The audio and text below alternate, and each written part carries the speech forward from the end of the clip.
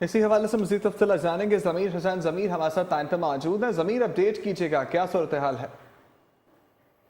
जी बिल्कुल, एहतसाब अदालत में आज एवन फील्ड रेफरेंस की समाअत हुई है। साबिक वज़ीर आज़म मियां मोहम्मद नवाज शरीफ और मरियम नवाज को इस्तिस्ना मिलने के बायस वो अदालत पेश नहीं हुए थे। आज इस केस की कार्रवाई का आगाज़ किया गया और आज दूसरा दिन था।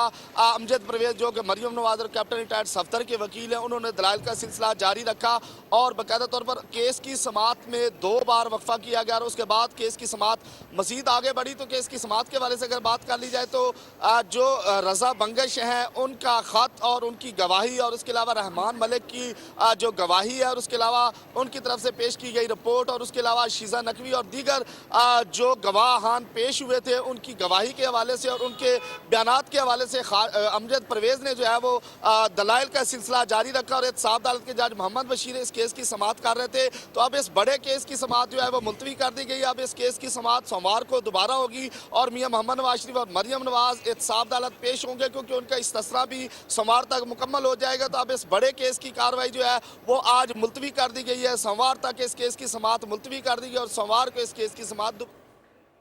बहुत शुक्रिया ज़मीर हुसैन ज़मीर, तफ़सीलात से आगाह करने के लिए।